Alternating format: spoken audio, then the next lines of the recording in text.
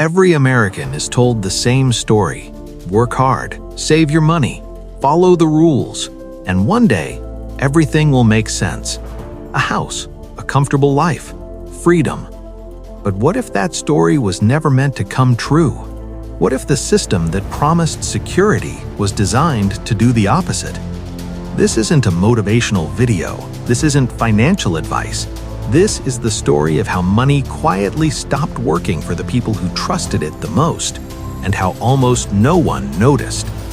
In the early days, money felt honest. You could hold it, count it, understand it. A dollar earned felt like a dollar owned. For decades, Americans believed that money was simple. Work, get paid, build a life.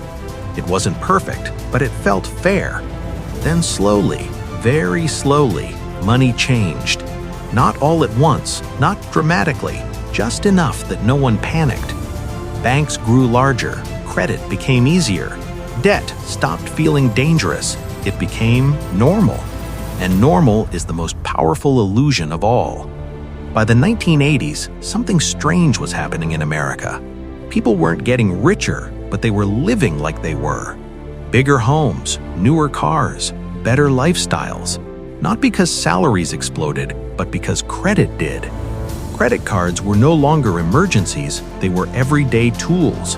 Buy now, pay later, feel successful today. And no one asked the obvious question: if everyone is upgrading their life, who is paying for it? Banks had learned something important. People don't like feeling poor, they like feeling comfortable. So instead of saying, "You can't afford this," the system whispered something softer. "You deserve this."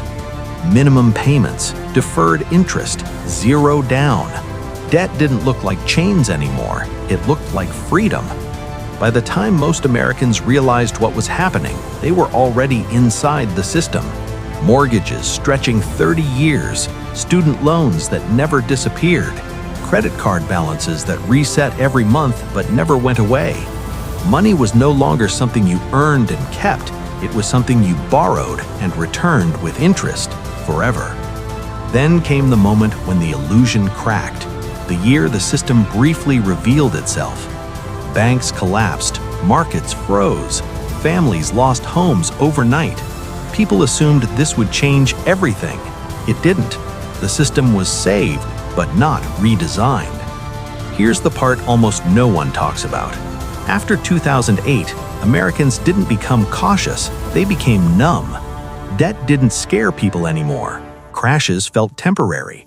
Bailouts felt guaranteed. If something goes wrong, someone will fix it, right? What followed was the most silent transformation in modern financial history. Interest rates dropped, money became cheap, risk felt invisible, asset prices exploded, stocks, real estate, luxury. If you owned assets, you got richer by doing nothing. If you didn't, you worked harder for less. Two Americas were forming, quietly. On one side, people whose money made money. On the other, people whose money disappeared the moment it arrived.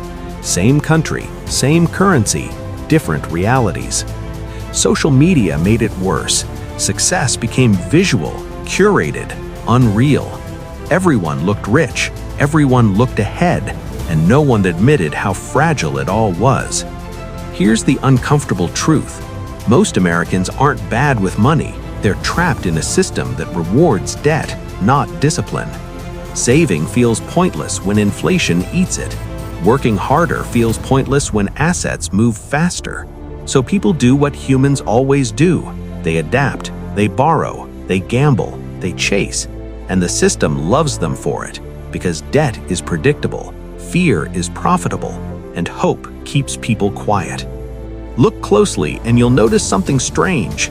The more educated people become, the more debt they carry. Degrees cost more, healthcare costs more, housing costs more.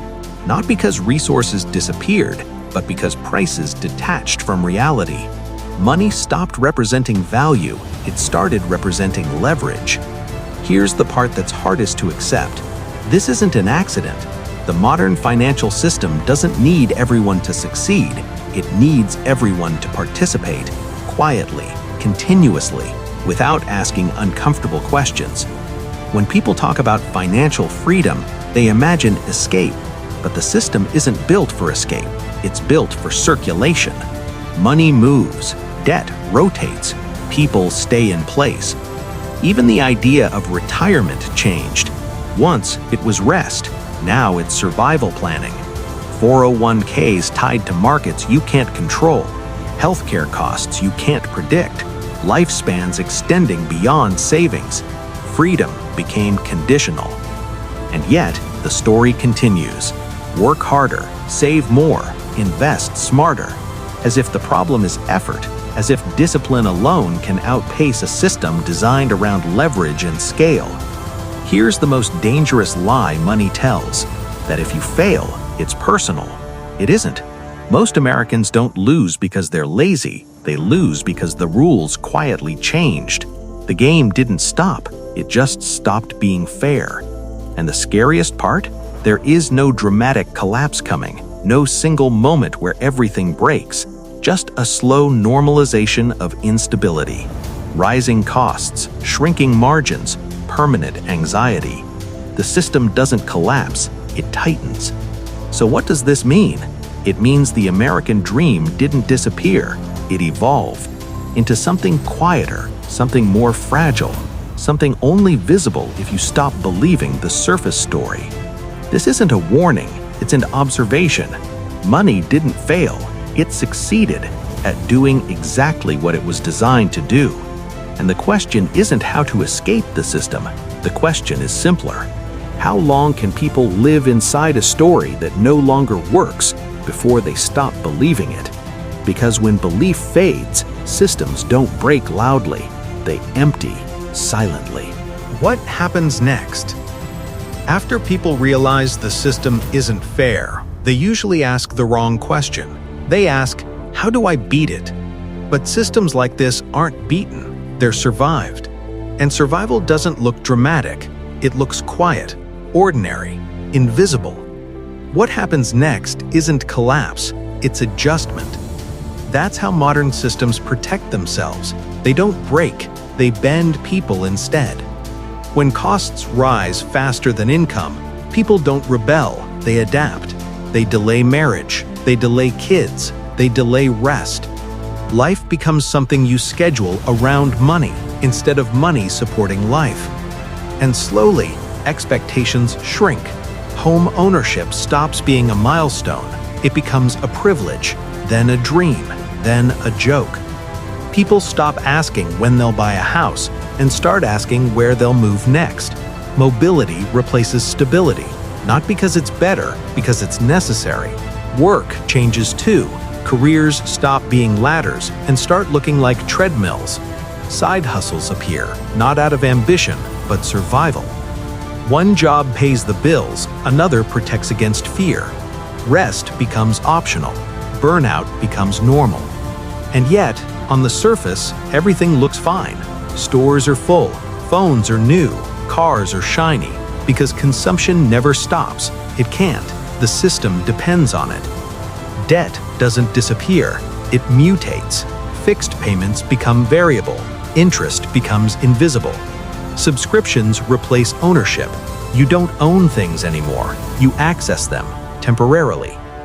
This is where the system becomes most powerful, when people stop noticing the trade-offs. Convenience feels harmless until it isn't. Savings quietly lose relevance. Inflation doesn't need to be dramatic, it just needs to be constant, enough to punish patience, enough to reward risk, enough to push people back into the system. So people invest, not because they understand markets, but because standing still feels worse. Risk becomes mandatory, stability becomes a luxury. At the same time, inequality stops being shocking. It becomes background noise. Private jets on one screen, overdraft fees on another. Two realities, same economy. Anger doesn't explode, it diffuses into sarcasm, memes, apathy. People don't protest systems they feel powerless against. They joke about them. And slowly, a new belief forms. Not hope, not optimism, acceptance. This is the most dangerous stage because acceptance feels like peace, but it isn't. It's surrender without awareness. Institutions understand this, so they don't promise fairness anymore. They promise resilience. Learn to adapt, stay flexible, build multiple income streams. Translation: the system won't change, so you must. Technology accelerates everything. Automation replaces roles. Algorithms decide value. Efficiency replaces loyalty. Work becomes transactional. People become replaceable. Education no longer guarantees security. Healthcare no longer guarantees health. Insurance no longer guarantees safety. Every promise becomes conditional.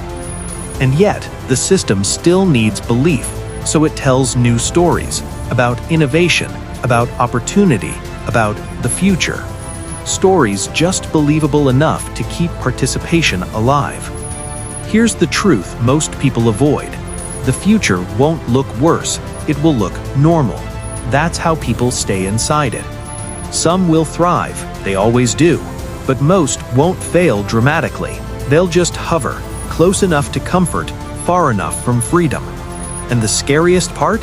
People will defend the system, not because it works, but because questioning it feels dangerous. So what happens next? Nothing sudden, nothing loud, just a slow redefinition of what people expect from life. Smaller dreams, longer timelines, permanent uncertainty. This isn't dystopia, it's adjustment. And maybe that's the point.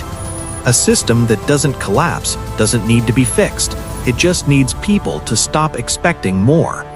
Money doesn't need to make people rich. It just needs to keep them busy, distracted, hopeful, quiet. And as long as that continues, the system doesn't end. It evolves.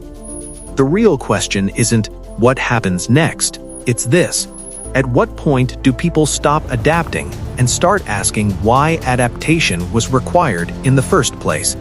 Because history shows something important. Systems don't fall when people suffer. They fall when people understand. And understanding is always the most dangerous thing of all.